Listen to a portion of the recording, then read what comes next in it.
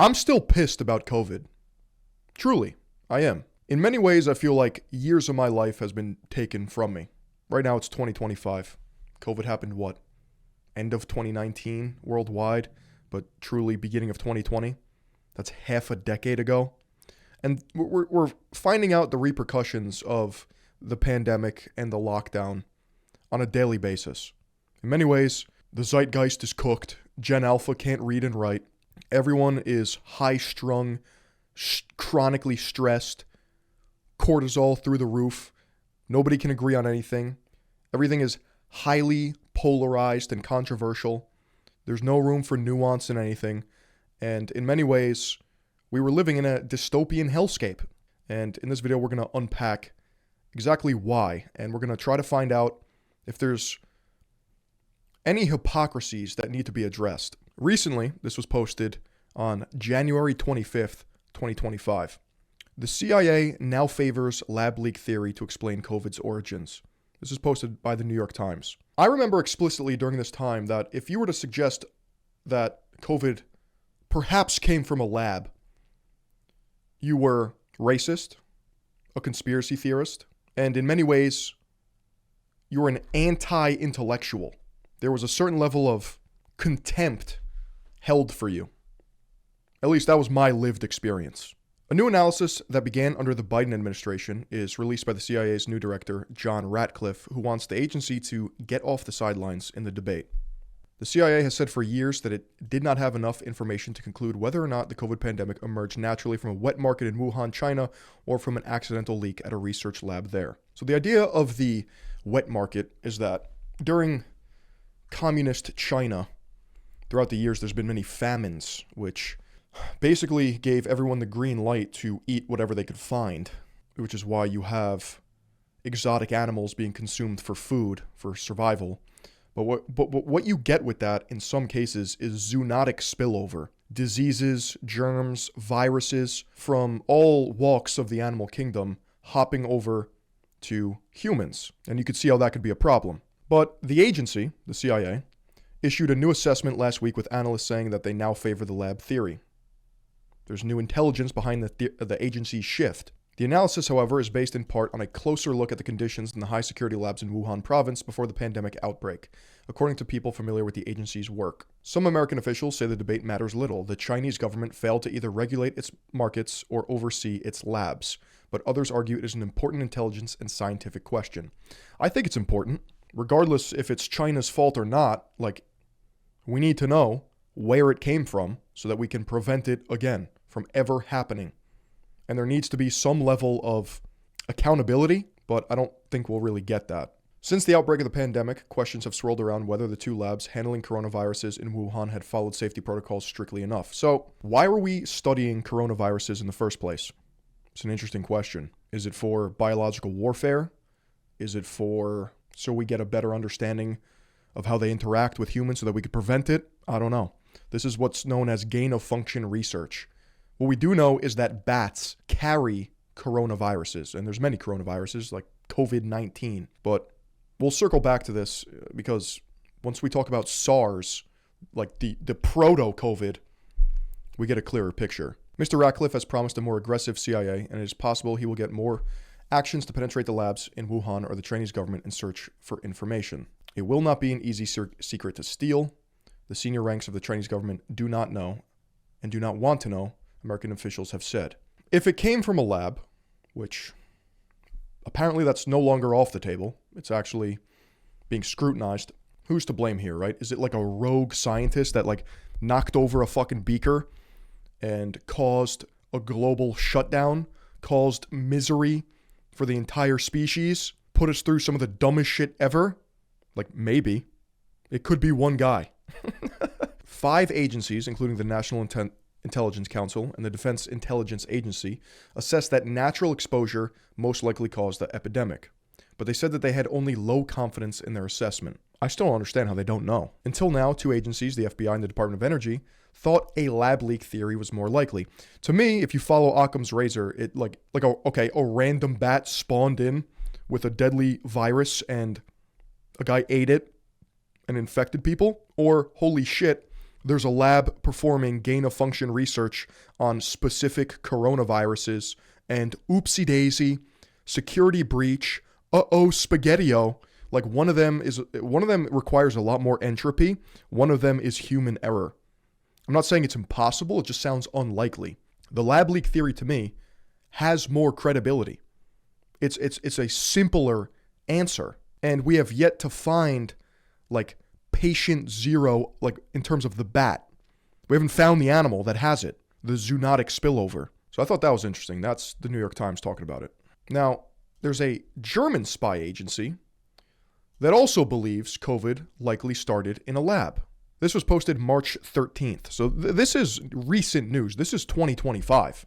And this is 5 years after the fact. Keep that in mind. Germany's Foreign Intelligence Service believed that there was an 80 to 90% chance that coronavirus accidentally leaked from a Chinese lab, German media says. 2 German newspapers say they have uncovered details of an assessment carried out by spy agency BND in 2020, but never published. The intelligence service had indications that the Wuhan Institute of Virology had been carrying out experiments where viruses are modified to become more transmissible to humans for research, they say. China repeated its denial, saying the cause should be determined by scientists, and pointed to a World Health Organization investigation which found the lab leak theory was, quote, extremely unlikely. Now, I find that rather sus, okay? Trust the experts, trust the professionals. Let's have this global World Health Organization carry it out. I feel like when you use terminology like that and insinuate that other people's opinions are less important or valuable, you present a situation where you're astroturfing the public. Like, no, I think there should be private investigations. I think there should be discourse. I think there should be debate. That's how we get to the bottom of this. You know, we're not living in 1984, Big Brother type shit. What China says goes. The China says a lot of shit. I'm not really trusting them. It's almost like they're a communist country that owns the media. It's almost like you can't talk about certain things at all. Hello? The lab leak hypothesis has been hotly contested by scientists, including many who say there's no definitive evidence to back it up. Well, this is where we get into some bias, right? So if you're a scientist who worked your entire life to study viruses and your money is dependent on grants from agencies and institutions that are funding your research on specific coronavirus literal like weapons, then yeah, you're going to contest it. I mean, your entire livelihood is on the line. Oh, it's not our fault. It was the bat in the wet market. But once the controversial theory has been gaining ground among some intelligence agencies, and the BND is the latest to entertain the theory, in January, the US CIA said the coronavirus was more likely to have leaked from a lab than to come from animals. I'm just pissed at the whole culture. I mean, back then, like to suggest this was heresy for a lot of people. The BND also found indications that several violations of safety regulations had occurred at the lab. I'm just a debunker. I want to debunk this. You know what I'm saying? The conclusion that a laboratory leak is extremely unlikely was reached by the China WHO Joint Expert Team. Yeah, yeah. I mean, well, what are we doing here? They investigated themselves? I swear we are innocent. Please. This authoritative scientific conclusion has been widely recognized by the international community and the scientific community. Well, both of those communities are directly being funded by this very problem. It's like a vicious Ouroboros.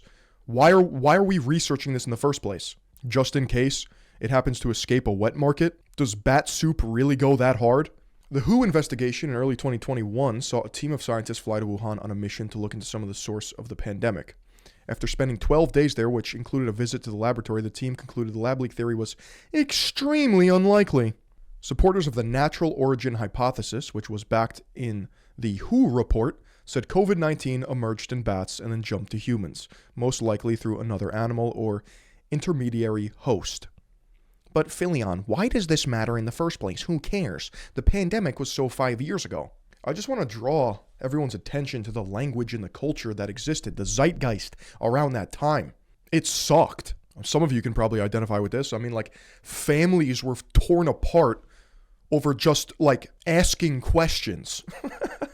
Whenever you're forced to do something, the immediate response should not be compliance. It should be questioned. Otherwise, you're just opening yourself up to being psyoped. Not everyone has your best interest in mind.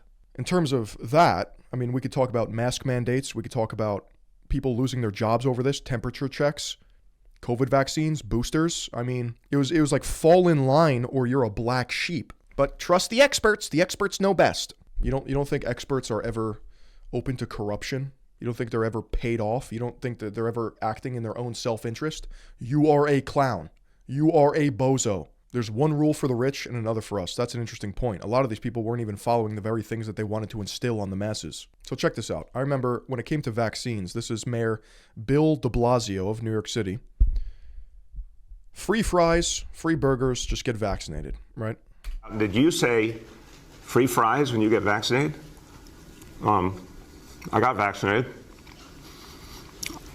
You're saying I could get this? These delicious fries? Wait a minute. But there's also a burger element to this? This should be illegal. You should actually be thrown in jail. Let me check with Bill Neathart. Is it too early in the day to eat a burger? No. This could be breakfast? Okay. I want you to look at this and think about, again. Are those fries seed oil free? Don't think so.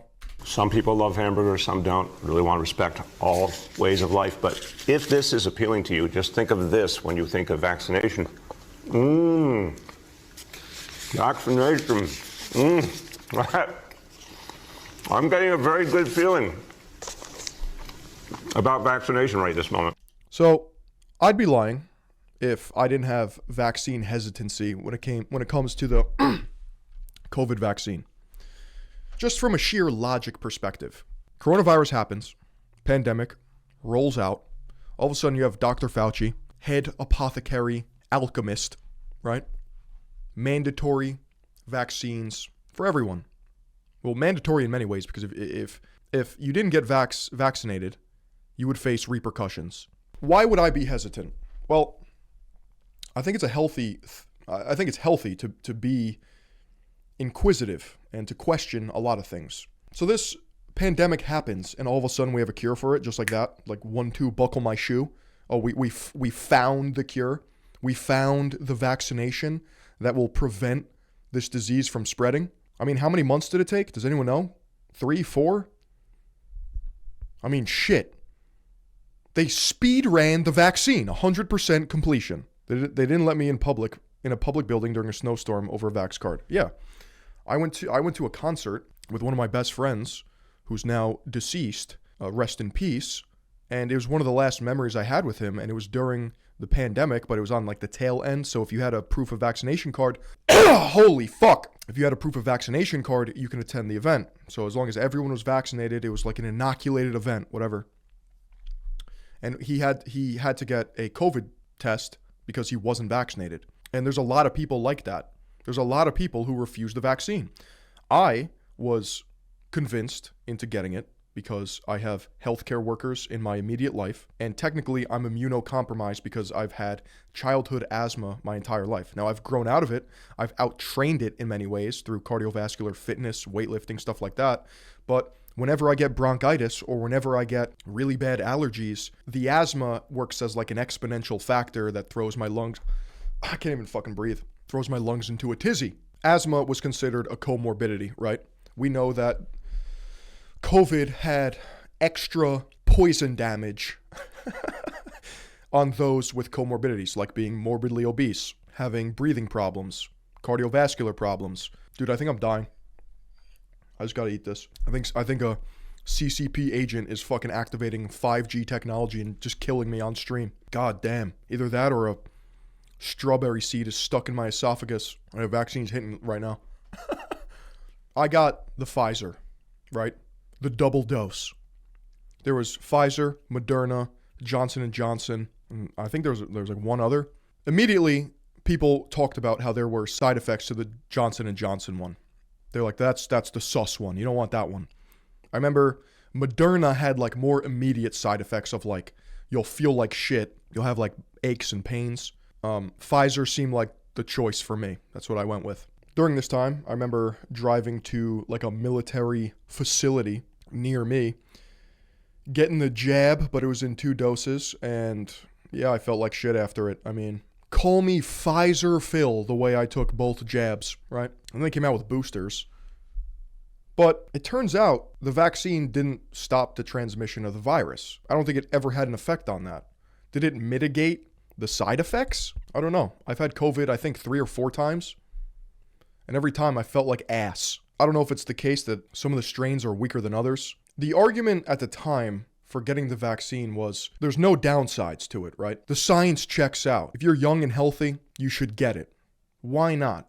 What's the harm? Well, being a young man, there just so happens to be one specific side effect. Myocarditis. That's petrifying to me. Yeah, but Philion, the negatives of COVID outweigh that side effect. So you might as well protect yourself from the virus. I don't know about that. I don't know if the vaccine had any impact on me and my experience of the virus. I still felt like shit. Would I have died? Would I have went to the hospital? I don't know. I don't think so. I'm a pretty burly guy. I think I could withstand it. I got enough stamina, right? I'm not getting knocked out by a common cold. But what's so interesting to me is that we don't even know if there are going to be side effects. I can't help but feel as if I was part of a science experiment, as if I was a guinea pig. The time span alone was so short. Is that not suspect to the general public? To me, that's majorly suspicious. In May 2021, Fauci claimed on MSNBC that COVID-19 vaccines stop transmission. When the virus gets to you, you stop it. He lied. Fauci had the overwhelming support of the establishment at HHS, and they knew he lied. It is imperative that they all be removed. Let's check this out. The vaccines we need. We just need our people to take it. A, for their own protection, for the protection of their family, but also to break the chain of transmission, because there's this feeling, well, I'm young, I'm healthy. If I get infected, the likelihood of my having any symptoms is very low, so who cares? You should care, because if you get infected and you're not vaccinated, there is a chance, maybe a likelihood, that you will be part of the dynamics of the continuation of the chain of transmission. Namely, you will inadvertently or innocently transmit it to someone else, who will then transmit it to someone else. And I don't think anyone would intentionally want to be part of the transmission chain. You want to be a dead end to the virus. So when the virus gets to you, you stop it. You don't allow it to use you as the stepping stone to the next person. So those are the things that we ask people to consider, not only your own health, but your societal responsibility to really knock this epidemic out in this country. So, I'm not a virologist. I'm not even a biologist. I'm just some guy. But the logic on that doesn't really check out. How does that... The logic only checks out if that's true. If the vaccine stops the virus in its tracks. But from my understanding, if you get coronavirus and you interact with another person, despite you not feeling the symptoms, it can still jump to that person. This right here is a really interesting podcast clip between Tim Dillon and Curtis Yarvin. Curtis Yarvin is one of the proponents of the Dark Enlightenment, the NRX. He's a monarchist, okay? It's deep internet stuff. If you're aware of it, cool. If you're not, all you need to know is that he has an interesting narrative of COVID that I want to look into. I'll admit that. Yeah. And that's sort of, in a way, that's the same effect as the effect that corrupts these systems. So what happened in the case of, here's my narrative of COVID. So when I was a kid, I was in the Commonwealth world in like Cyprus, and it was very easy to get like British books. One very common form of British books were these books by Gerald Durrell, brother of Lawrence Durrell. HBO, where someone had the Durrells in Corfu had this beautiful, why not show that was basically made out of his wonderful memoirs. Absolutely great to read when I was 12. And Durrell was a zoologist, and he went around collecting little fluffy animals from like imperiled Commonwealth countries in which, barbarians were at the gates, right? It was just a crazy times, like the 50s and 60s. Pillaging, everything is falling apart, right? And he's collecting beautiful, fluffy animals for his little zoo back in England. And he does well with us, and he does well with his books. He founds a zoo in Jersey, not New Jersey, but Jersey. And he basically, creates this organization called the Wildlife Trust, which is dedicated to, getting rich old ladies to give money to go and collect little fluffy animals. Sounds like a win. Along comes this guy, Peter Daszak, who has some like bullshit degree from somewhere, but is really a science. So after listening to this, I cross-referenced the information and it checks out. Administrator, and he decides, and he becomes the administrator of the Wildlife Trust. And he decides that he can start getting grants, bigger grants, better grants, by changing the mission of the Wildlife Trust slightly to have it go around, instead of collect little fluffy animals, collect viruses, specifically bat coronaviruses. So he turns the Wildlife Trust into something called Eco Health Alliance, if you've heard the name, which is an organization that basically kind of gets massive grants and redistributes them to scientists to basically find and study bat coronaviruses. And some of this work is done in China. This is not really a thing about Chinese science. Maybe it's a thing about how like sloppy things are in China, but like there's a word for like, I'm going to butcher the Chinese. This is a Chinese word you were saying. Chabuduo. Chabuduo. It means. No, you did it great. I speak Mandarin. Oh, awesome, fluently. awesome. My daughter speaks Mandarin. Fluently. I was like, wow, you just fixed that. Yeah, no, I speak fluent Mandarin. Awesome, yeah. awesome. So basically, this research into bat coronaviruses is subcontracted, which is to like biosafety level 2, labs research facilities in like the boondocks of China, right? Wuhan, fucking Han, Wuhan, right. It's not Shanghai, right? And it's like, what would be the American equivalent of Wuhan? Detroit. Right. Okay. If we heard that they were doing the most important or any kind of important virus research in Detroit, we would be scared. Asking more questions. Right.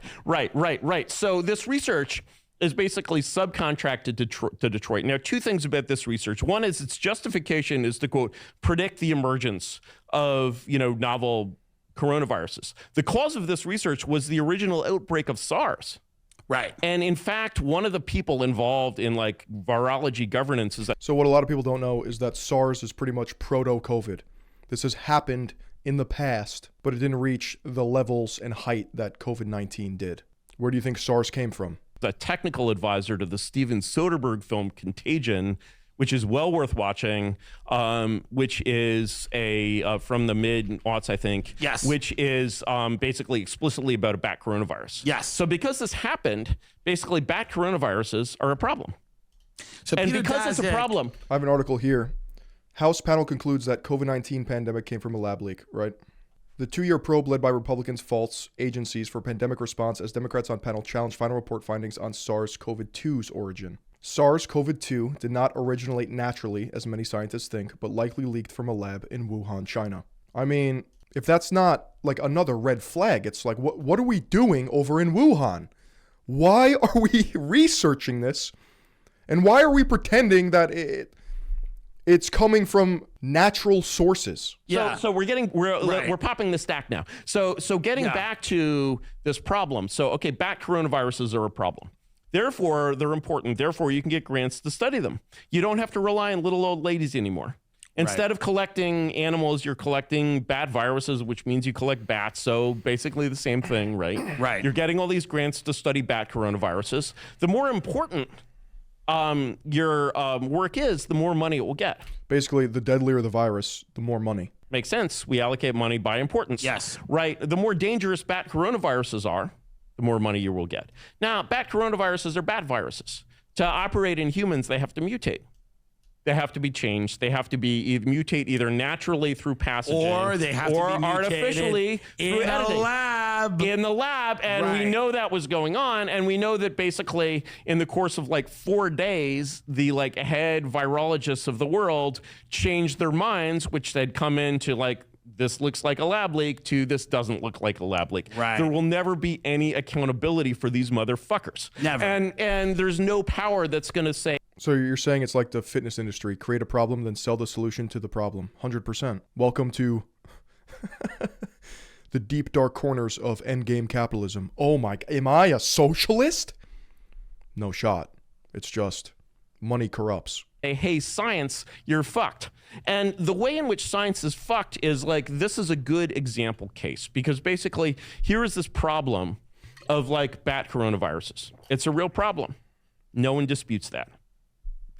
SARS really emerged from animals. It was not a weird Soviet experiment that escaped, right? So it is possible for this to be a threat. Because it is possible for it to be a threat, it is a problem. Therefore, one can get grants to study this. The worse a problem it seems to be, the more grants you're going to get. So you have basically a feedback loop in the marketplace of ideas in which this idea basically brings power to that market. Right. So if you're basically a bat coronavirus researcher and you're like, you know what are we going to do if we predict an outbreak? Right. It's like I predict there will be an earthquake in the Bay Area. Okay, let's build our houses a little stronger. Right. You know, what have you actually done here? Like, was any of this research useful in solving the actual outbreak? Absolutely not. The profit motive in the marketplace of ideas can corrupt. Right, but it's not specifically, it's sort of, when you think of a profit motive, that's not really the way academics think. They think of like an empire building motive. They think. I want to make sure I didn't misspeak before. I believe SARS-CoV-2 mutated to COVID-19, which is the pandemic that we experienced. But from the National Library of Medicine, SARS escaped Beijing lab twice. And this is in 2004. China has 3 levels of research guidelines and rules in place for handling the SARS virus, which are, quote, of acceptable quality to WHO, or the World Health Organization. But it's a question of procedures and equipment. Frankly, we're going to go in now and take a very close look. That's right. Like, my career is more successful if this is a bigger problem. Yes. You know, and so they basically play Pokemon with bat coronaviruses, and then they like mutate their fucking Pokemon to make them as dangerous as possible in like basically low rent Walmart tier labs in Detroit. Right. And then they're basically like, when you step back, the important thing is when you pull the camera back and you look at this behavior. Okay, this is absolutely. So we've kind of been blaming China for this. But China, we're letting China off the. And we are a fan of China on this show, and we believe in one China. We don't even know what Taiwan is. So incredibly based. Yes. Incredibly based. But this isn't a China problem. This is a U.S. problem. U.S. This is a. I hope when I make a take, that's how you respond with that laugh. Problem with the way we do shit. And we basically said, we're going to take the experts, who's going to watch the watchdogs? Ancient political question. Right. And they're like, well, why don't the experts watch the watchdogs? Excellent answer. And then the question is, who watches the experts? And they're like, well, I guess they could watch themselves. Right. And when they watch themselves, they do shit like this, which is every bit as dumb as like what it was done in fucking Chernobyl, where they're like, let's turn off the backup safety systems to prove that our reactor is safe if we turn off the safety systems. That breakdown of COVID was the best I've ever heard. Thank you. I have never heard it anywhere else. Thank you. And will I hear it anywhere else? Who the fuck knows? And that's the problem. Because, by the way, you just did, in a few minutes, in the most succinct way I've ever heard, and I read and listen to stuff all the time, you literally broke down not only the problem, but what incubates the problem and why the problem won't go away. Yeah. So I think that's an important clip for anyone who's not familiar with the entire topic.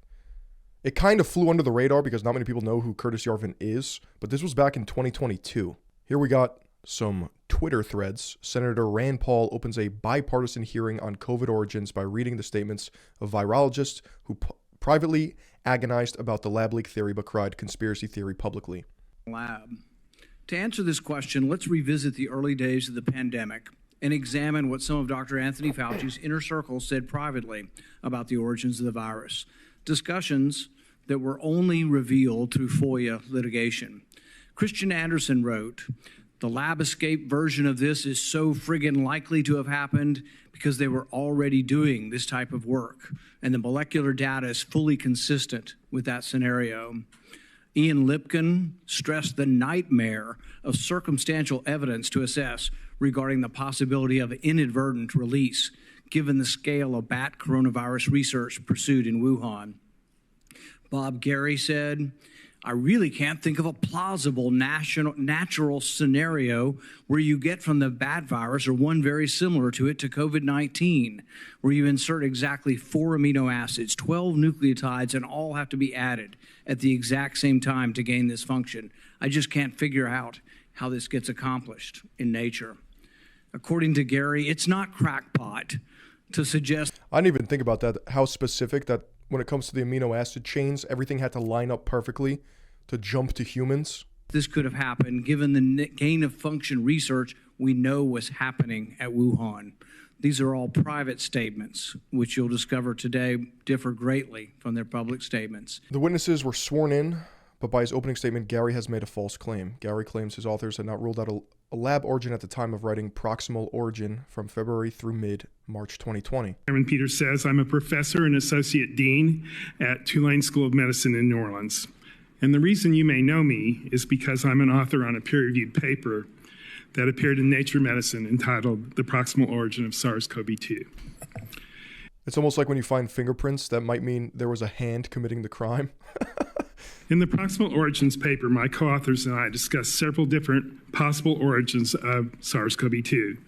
The three possible origins for the virus that are most relevant to today's discussion are 1, direct spillover from a bat to a human, 2, spillover from a bat to an intermediate animal and then to a human, and 3, lab origin.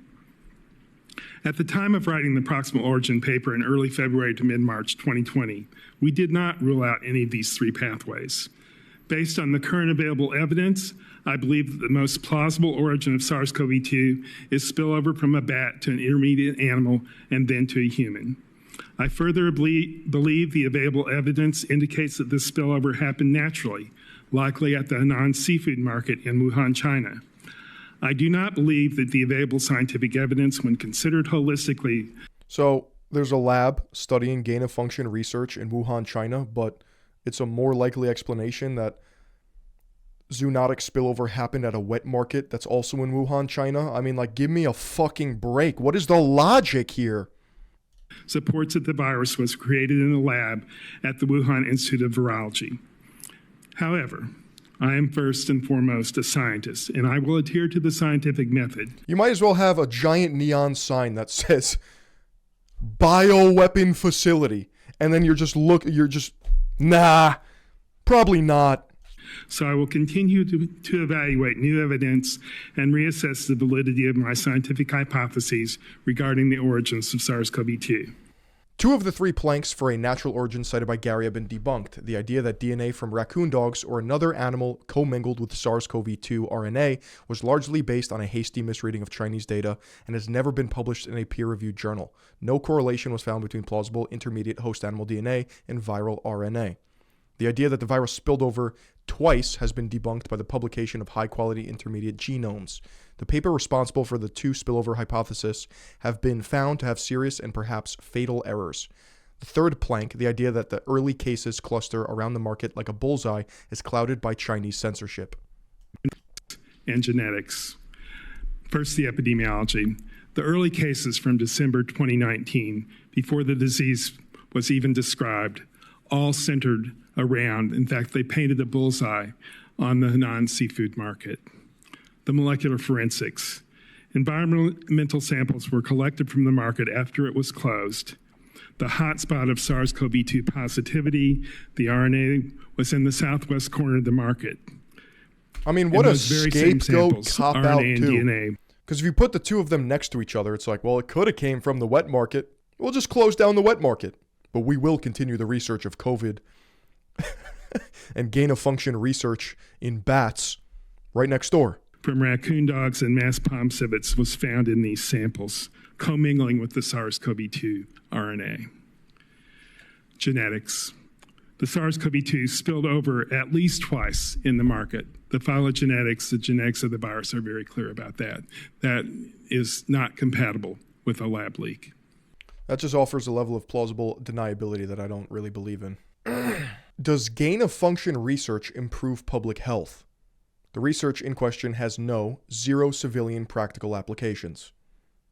Creating an airborne H5N1, about 50% estimated fatality rate 13 years ago, which the New York Times called the doomsday virus, has not improved our readiness for H5N1 spillover today. What the fuck is the doomsday virus? Huh? A Chinese-American research collaboration intended to study viruses like SARS-CoV-2. The Americans intended to export the research to a low biosafety level in Wuhan, but kept it secret because fellow scientists would freak out. This is a grant by EcoHealth and Peter Daszak. Recall that Peter Daszak is David Moran's BFF. and that grant was denied, but yet it lays out a framework for the development of COVID-19. And you went through 6 or 7 several reasons that are absolutely consistent, that they said they would do X and they did X. And what are the chances of all those things ending up in a COVID virus? Yeah, well, again, just as a reminder, so they said they were going to go to a particular spot in southern China to get a virus. They were going to make sure that it had diversity from SARS-1 of about 25%. They were going to put it into humanized mice to enhance its ability to recognize the receptor binding domain. They're going to put a furin cleavage site in a very particular spot. You know, out of 13,000 letters in the spike protein, they said in the grant they were going to put it at a spot called the S1, S2 junction. They said, and so all of those were found in SARS-CoV-2. Its nearest neighbor is from the same area. It has a 99% binding affinity for the human receptor. SARS-1 jumped into humans. It only had 15% of the epidemic changes it needed to become epidemic. What do you think the chances of all 6 or 7? I've quantified it because I like statistics, and it's 1 in 1.2 billion. So 1 in... Holy shit. So for this to be a zoonotic spillover, meaning a natural event, it would be a 1 in 1.2 billion chance of happening because of the various factors that need to be aligned in such a way for this to be so jumpy and to become a pandemic. 1 in a billion chance all that comes to fruition. There were some comments on that grant in the margin. So Dr. Barrick, North Carolina. Yeah, the way he answered that off the dome, I mean, this guy is just cracked with it. Developed the technology for the protein spike. He taught Dr. Shi. He gave them humanized mice. Again, this was all funded with USAID grant money as well. What were some of the comments in the margin you think that are significant? Well, this is important because the folks told DARPA, we're going to do this research in North Carolina under very high safety conditions in the grant. That's what they wrote. The marginal comments in drafts that were only obtained through FOIAs said a different thing. Dasick said, hey, we're gonna shift this over to Wuhan because it'll be cheaper, faster. So we're just outsourcing biological warfare research to China, working in conjunction with them and then trying to cover it up and then pardoning everybody that's involved with it. That's really cool. We'll get a lot more done that way. Barrick says, boy, if U.S. scientists knew this was going on, they would think this is crazy. Jesus Christ. Nobody in a lab would know how to insert pandemic-capable features into a SARS-CoV-2 parent virus, Gary says. Earnestly confused, what features is he talking about? Because the same Gary said privately that a furin cleavage site would be, quote, relatively easy to insert, and appears to be inserted like a scalpel.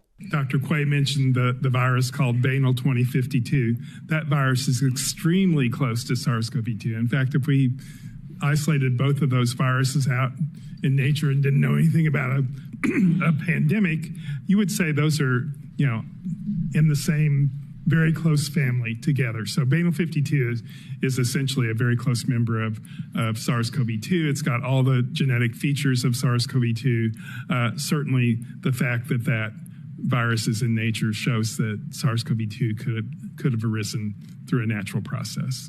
Dr. Ebert? A virus has no furin cleavage site, as Dr. Gary is aware. I mean, the furin cleavage site is not the only feature of the virus that makes it a virus that's able to cause a pandemic. There are dozens, maybe hundreds of other changes that the virus has to go through before it can, have that potential. Nobody in a laboratory would know how to put those features into any virus, let alone one that's, 97 or 96% similar to SARS-CoV-2. Dr. Quay? When you passage. Interesting. Wasn't it Gary who once said that even a graduate student can pop in a furin cleavage site? Transmitting a bat-like virus. So this is a Slack message to Andrew Rambot. And I can't fucking read that shit. Dude, I'm just in over my head. I don't know how to insert cleavage sites. The only cleavage I know are absolute milkies. You know what I'm saying? We were badly misled about the event that changed our lives. This is an opinion piece posted by the New York Times on March 16th of this year. Since scientists began playing around with dangerous pathogens in laboratories, the world has experienced 4 or 5 pandemics, depending on how you count. One of them, the 1977 Russian flu, was almost certainly sparked by a research mishap.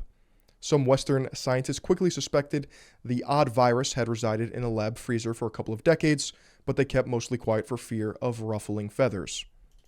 Yet in 2020, when people started speculating about a laboratory accident that might have been the spark that started the COVID-19 pandemic, they were treated like kooks and cranks, which is what I want to drill home with you guys. I hated the fact that I was looked at, or at least spoken to, with an air of superiority, condescension. Oh, dude, don't even suggest that. You're one of those guys? It's like, god damn, bro. Many public health officials and prominent scientists dismissed the idea as a conspiracy theory, insisting that the virus had emerged from animals in a seafood market in Wuhan, China. And when a nonprofit called Eco Health Alliance lost a grant because it was planning to conduct risky research into bat viruses with the Wuhan Institute of Virology, research that, if conducted with lax safety standards, could have resulted in a dangerous pathogen leaking out into the world. No fewer than 77 Nobel laureates and 31 scientific societies lined up to defend the organization. This right here doesn't really prove anything to me. It's more like tribal. It's like running cover for your boys. That would never happen, as if there's never pressure from outside sources for people to act in certain ways. We have since learned, however, that to promote the appearance of consensus, some officials and scientists hid or understated crucial facts, misled at least one reporter, orchestrated campaigns of supposedly independent voices, and even compared notes about how to hide their communications in order to keep the public from hearing the whole story. And as for that Wuhan laboratory's research, the details that have since emerged show that safety precautions might have been terrifyingly lax. 5 years after the onset of the COVID pandemic, it's tempting to think all of it as ancient history. We learned our lesson about lab safety and about the need to be straight with the public. And now we can move on to new crises, like measles and the evolving bird flu, right? Wrong. If anyone needs convincing that the next pandemic is only an accident away, check out a recent paper in Cell, a prestigious scientific journal. Researchers, many of whom work or have worked at the Wuhan Institute of Virology, yes, the same institution, described taking samples of viruses found in bats, yes, the same animal, and experimenting to see if they could infect human cells and pose a pandemic risk. Can we stop? Can we just not? How about we pump the brakes?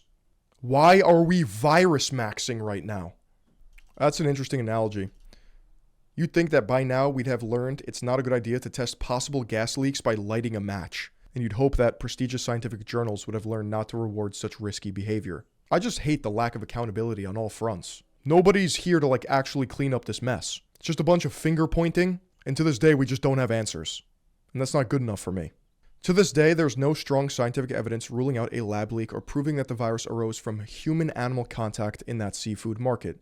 The few papers cited for market origin were written by a small, overlapping group of authors, including those who didn't tell the public how serious their doubts had been. We may not know exactly how the COVID pandemic started, but if research activities were involved, that would mean 2 out of the last 4 or 5 pandemics were caused by our own scientific mishaps. Let's not make a third.